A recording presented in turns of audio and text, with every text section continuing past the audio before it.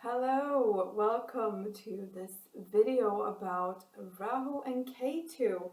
My name is Emma, and I thought I would do this a little bit of a take on what is happening, what is flowing with these two planets that represent karmic destiny, time, purpose, dharma, our past life lessons, and the reason we are here.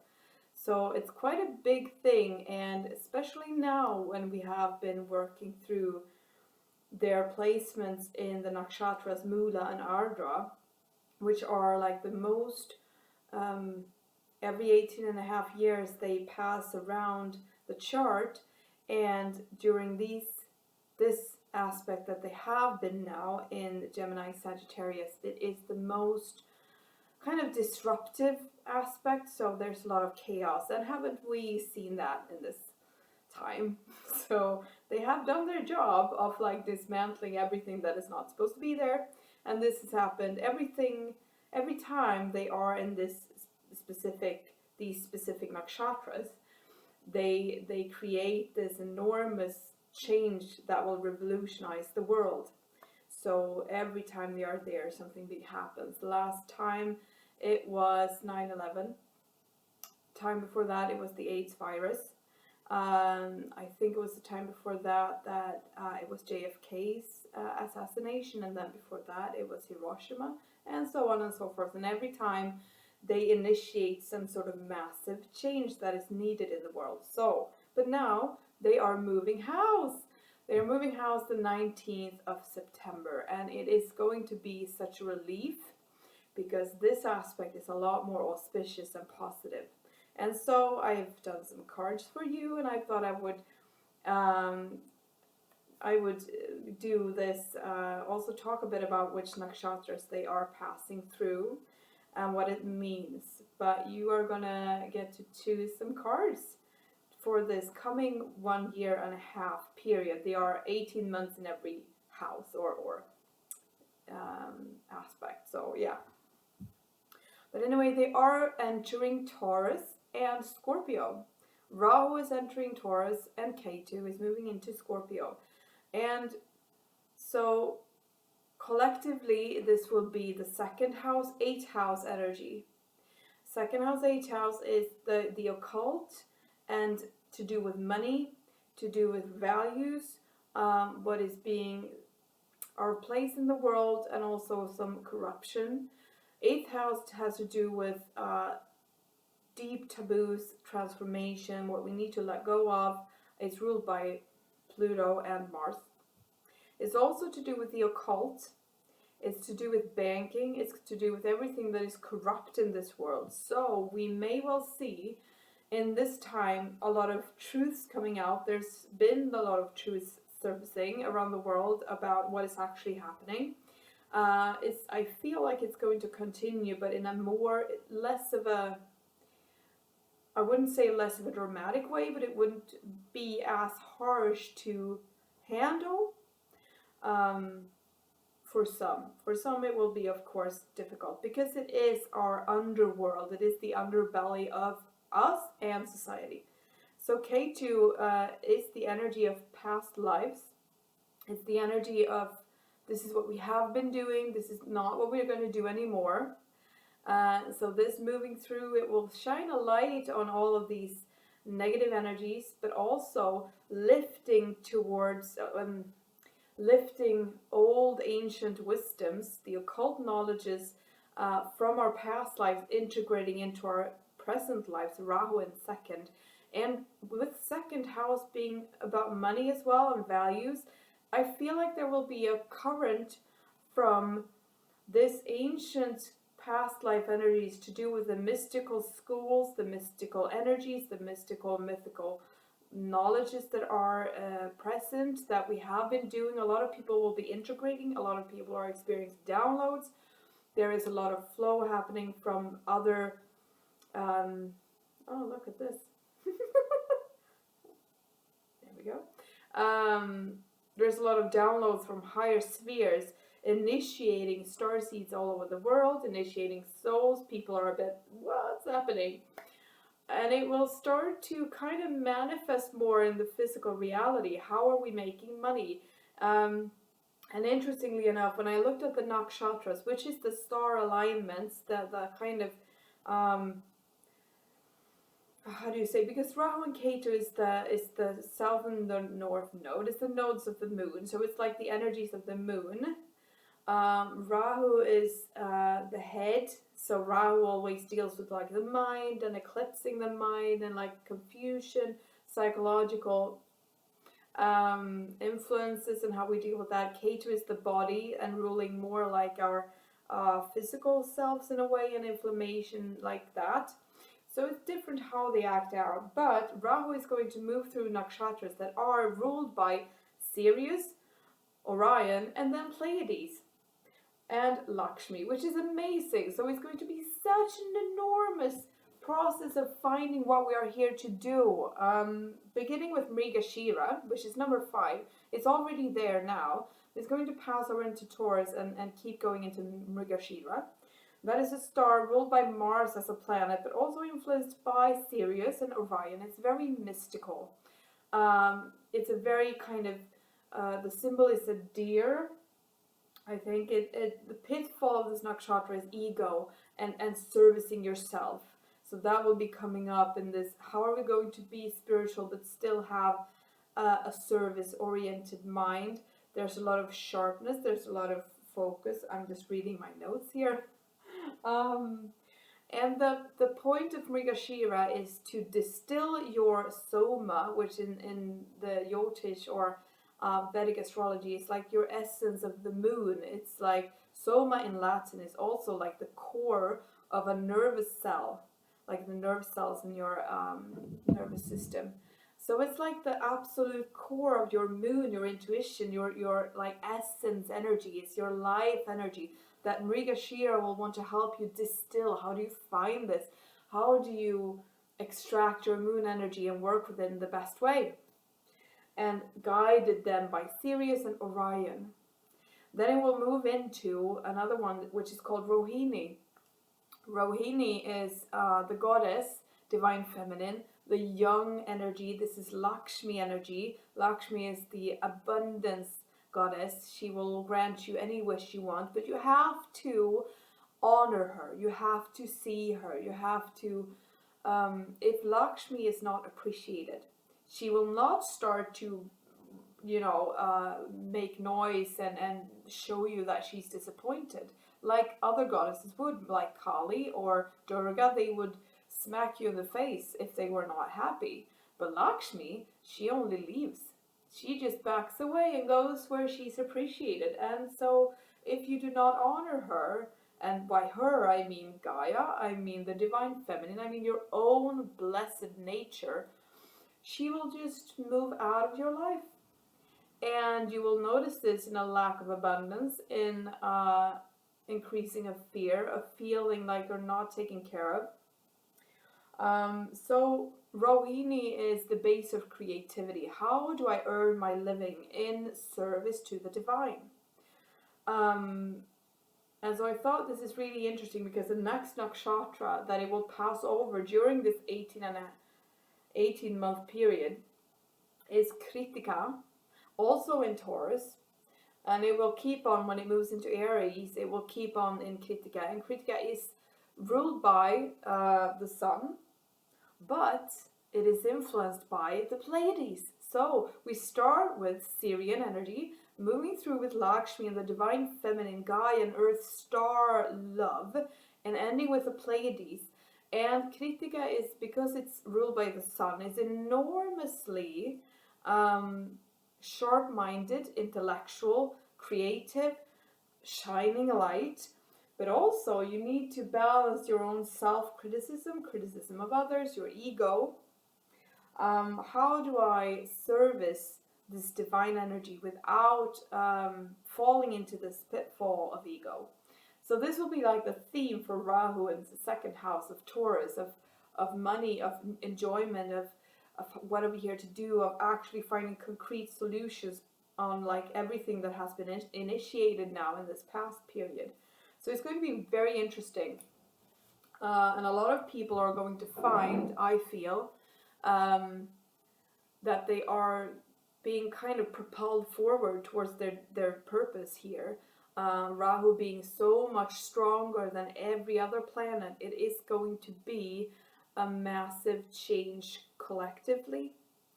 Of course, Rahu's and Ketu's aspect and placement will shift and differ depending on your personal birth chart.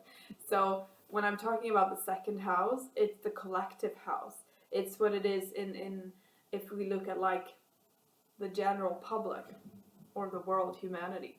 So if you want to know what it is for you, either you book a reading with somebody, me or another one, Vedic astrologer needs to be, or you find some sort of chart calculator. But I would recommend a reading because then you get a lot more information. At the same time, K2 is moving into Scorpio. Scorpio is a lot of occult wisdom. It's a lot of energy, but it's also cold. So you could be moving deeper into your deeper wounds. You might need to face some issues and some transformational processes regarding letting go of things. That is going to move through the nakshatras Jyeshta and Anuradha. And Jyeshta is the first one, and it is connected to Mercury and Uranus, Brahma as a god, a lot of ancient wisdom. This is the elder, symbol of the elder, like the queen, where Rohini and Lakshmi is like the young new energy of blessing and fertility and everything. Rohini is more like the ancient crone, the old wisdom, holding this enormous power of priestesshood, of and it can be a little bit of a scary energy. Not scary is like you shouldn't be scared. That's not what I'm saying. It's more like a respectful energy. So you might be connected to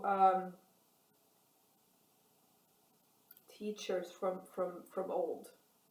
But it is an integration of your power. It will move into Anuradha, which is more of an auspicious aspect, but you need to, with that energy, be mindful of your ego as well. There's Neptune energy there, which can be, if it's not balanced, and it can be quite low vibrational, but it's enormous amount of spiritual energy. But that needs to be in balance, and you might face some, what is the word in English? You might be pushed to like grow up, and in a way that could feel quite difficult. But it is a lot of like, I feel like generally speaking, now I just kind of broadly talked about these. There's a lot more to talk about, but I feel like I'm going to move into a more general energy, and it is more ancient knowledges, wisdom from old dimensions, from the stars, from our old civilizations here. Atlantis, Lemuria, Egyptian energies are going to be channeled in, are going to be integrated again with us living here and starting to kind of, how are we going to make this a reality in our lives? How are we going to move from just carrying it in our aura to actually creating a different world? And this is what they're going to start working with for us. So that is amazing. And so I've done some cards. So I'm going to just like cut in here so you can tune into which cards you are drawn to. It's a set of 3.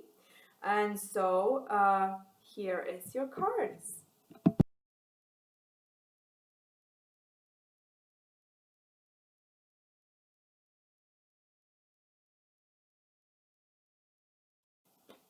All right, have you picked your cards? I hope you have, and I'm so excited. This is so interesting, and this is like the general energy. It is a long period of time, 1.5 years. It's a long period of time, so I'm gonna just do a little tuning in of what the general themes are that I feel.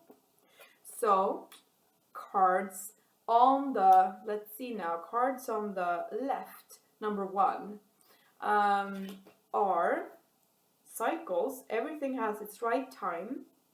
Honor the cycles of your body. Tune into the moon's magic. Fear and proper burial for freedom. Sacrifice to Osiris, Lord of the Dead. And I'm going to show you them here. These are your cards. Can you see them? So we have here cycles, fear. Here is Kali, we mentioned her before. And proper burial for freedom, Osiris is here. So what I feel for you who chose these cards, I feel like there will be a lot of old things coming up. There might be some either relationships or issues within yourself that you have kind of put away, and it will surface again for you to finally handle them and work with them, face this fear, and be done with it. So it's going to be a closure energy here. There is definitely an energy of releasing a lot of old patterns that do not serve you anymore, and it has to do with fear, facing a lot of fears. The fears are to do with standing up for yourself, speaking your truth, also trusting in divine timing. That is also coming up, and knowing that things are working on levels that might not be physically present, or it might not be manifested physically yet, but it doesn't mean that it's not happening. So relaxing is a challenge, relaxing into the process of being during this time and allowing things to manifest in their own time. Just adjusting here a bit. Proper burial for freedom. Nothing new can come to be if we do not let go of the past, if we do not let go of the old things that we don't want to resonate with anymore.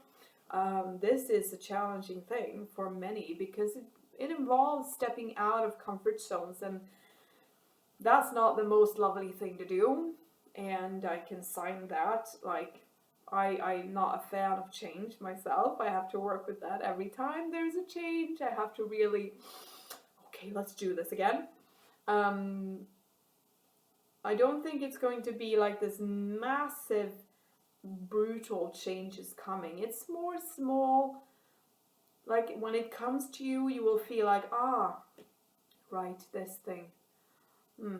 But you will also be very inclined to actually finish it. I feel like I'm really done with certain things, certain people, certain patterns within myself of sacrificing myself for others. There is a big thing about letting that go now for you. Do not be afraid to move on. Do not be afraid to sacrifice. There you go. To sacrifice those old ways that do not serve you. Yeah. Moving on to the middle cards. The center cards here are Pillar of Light, Descent of the Star of Isis, and the Star of Isis is Sirius. Creativity. And action. Now is the perfect time to start. Take inspired action towards your dreams. Move forward with confidence. So, you will be experiencing a lot more divine intervention, a lot more divine communication, a lot more guides coming to see you.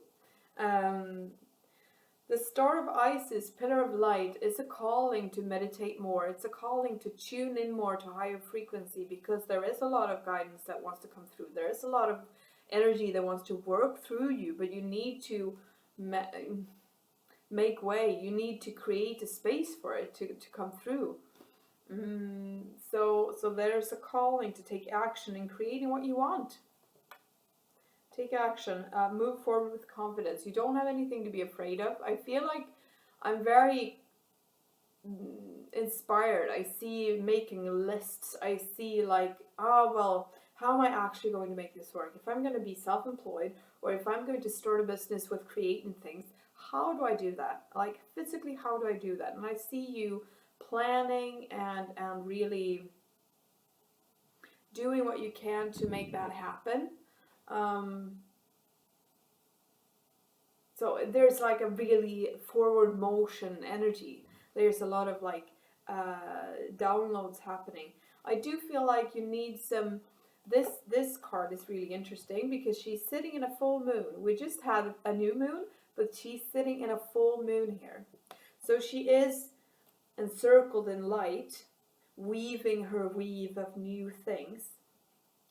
And there is, I feel a need to not like distance myself with you, like I never want to have connection with anyone, but I feel a need to be mindful of who you invite when it comes to your new ideas and your new plans. Hold them close to your heart. Not like it's dangerous to share your thoughts and ideas, but just like it's a newborn baby feeling with this. So really cradle your own inspirational ideas and before you just express or share with your people, be very integrated with the new ideas yourself before you talk about them. Because I feel like there's something really, really potent and new. There's something really powerful brewing within you. And it needs a stable ground to anchor itself in before it's being shown to the world. You need to like put it in a really like soft and beautiful space for it to really build in power, I guess is the word. So you are on a divine mission. This is a divine mission. It's a really powerful energy. So just go ahead, just do what you need to do to create this massive new phase in your life, because it is definitely divinely guided. Okay, so cards on the right. Let's see here. We have changing women's cycles, hope, stay positive, the worst is behind you, look up to the light, and Lady of the Stars, Priestess of Sirius. This is my favorite card in this deck.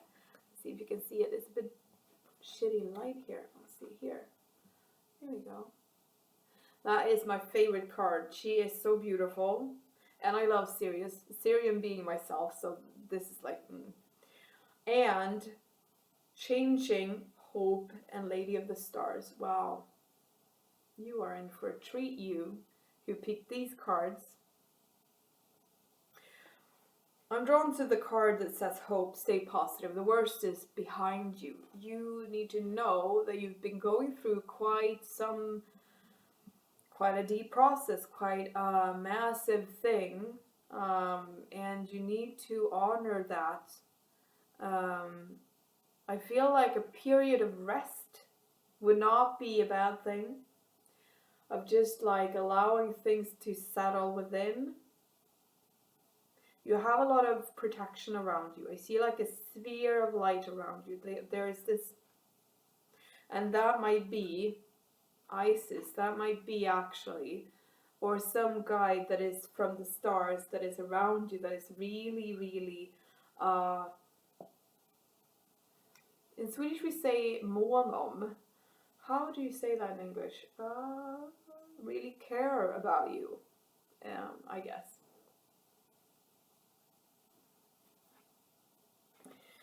There's still change going, there's still change happening, there's still things that will be coming up for you to shift and change. You're not out of it completely, but the worst turmoil is over. The worst period that felt dark, I feel like a dark night of the soul is behind me, and there is a lot of light coming in, and there has been a light around you all the time, but it's like I haven't felt it. I have felt like cut off.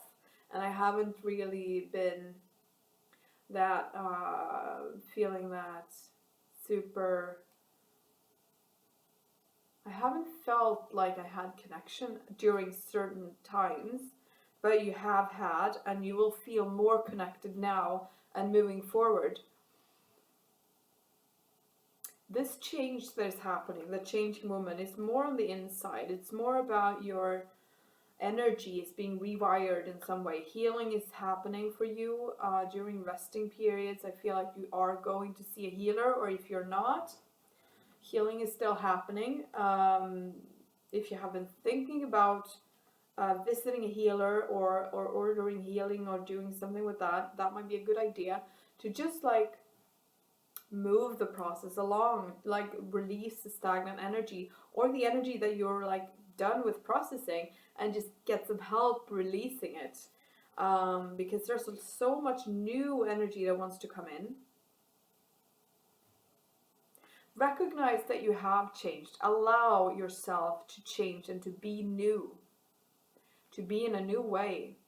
You know, you can feel if you change cities, or if you go on a vacation, or if you like visit some place that you haven't been, and you suddenly feel like, oh, I can be myself here. I can show my true self here because nobody knows me. I can just be the one I actually feel that I am. And suddenly realize, why am I not doing this at home? Because there are so many old patterns that just reside between you and the other people in your life, your families, or your partners, your friends, or whatever. And there is this kind of thing coming up where you need to know that you are allowed to be different. You're allowed to change the way you think about things and feel about things. If you are in a relationship and suddenly you kind of wake up and feel, I don't like this. I don't like this pattern, and I don't like that pattern. I don't want to do this anymore. Then you are allowed to change in every relationship. And this comes in, so I guess somebody needs to hear it.